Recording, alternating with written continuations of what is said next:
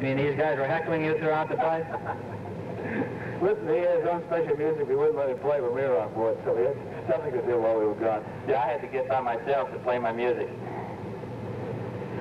Maybe you can't answer this because I know you do have some restrictions on what NASA wants you to discuss before a complete debrief, but probably the only major diversion from what you all call a nominal flight was the initial docking effort as you left the Earth orbit and started on your way to the Moon.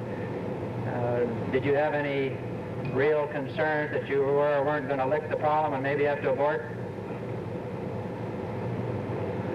Well, there was certainly some concern there, Tom, not only on our part, but on the part of the people in Houston who were wrestling with the problem also. There were several, well, at least two alternatives I can think of that were not tried, levels of degree of difficulty, perhaps beyond what we finally did. But I don't think that really at any time any of us ever thought that we wouldn't be able to get the two vehicles together. Even if we had to open the hatches and go pressurize and reach out and pull them in. Great. Most of the people here have been at sea for a few days and unfortunately weren't able to watch on television any of the exploits, although we did get film aboard that showed the liftoff. And I know that the crew would very much appreciate hearing, perhaps Ed, you could tell us what you thought was the most impressive thing as you made your moonwalks out there. What really struck you the most?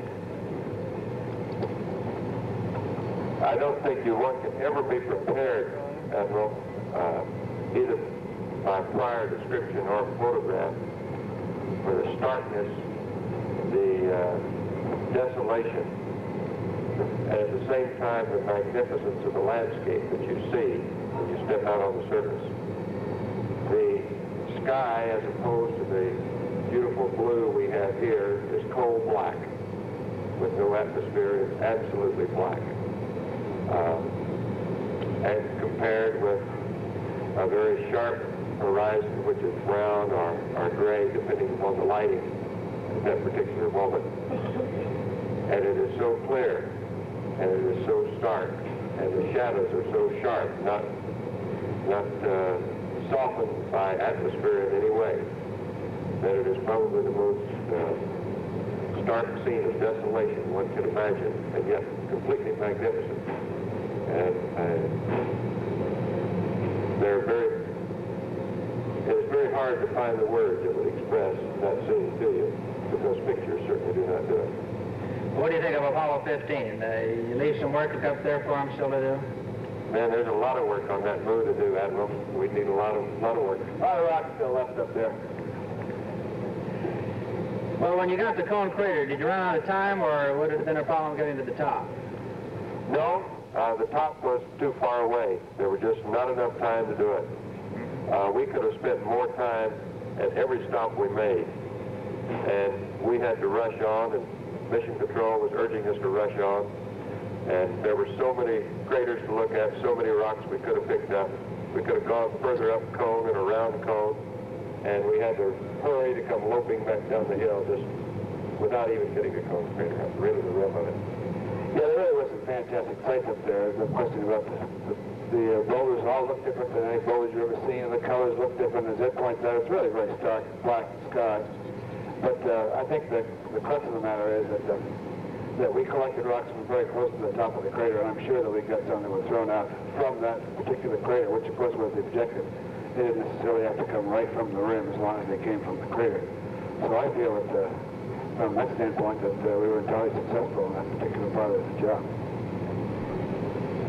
We had a lot of drills during this thing down here, and I'll tell you, during the recovery, it was something to watch when we were able to pick you up visually a long period of time before the main chutes deployed, and so you come on down on the drogue chute and then to pop the main chutes.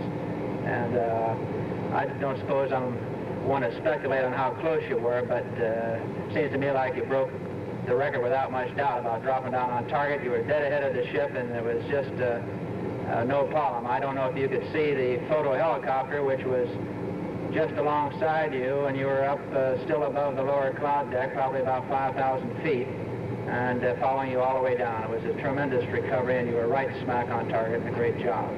Without even making it, Admiral, we'll believe it's a new See how good it is to have you back here. We're all just tremendously elated over the whole thing.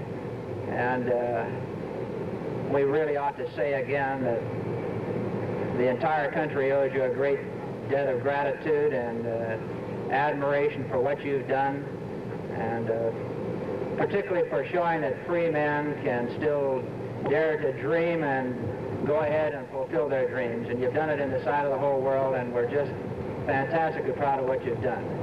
We'll see you tomorrow. Thanks so much. Thank you, sir.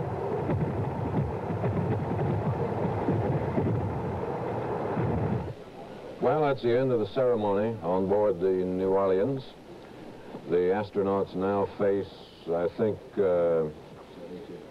Captain Bean said 4 or 5 hours of interrogation, testing, probing, punching, before they let them eat, as he put it, wonderfully, I thought, before they let them have any Earth food. I hope they get fed soon. They must be ready for it. We'll be back in a moment after this message from Gulf.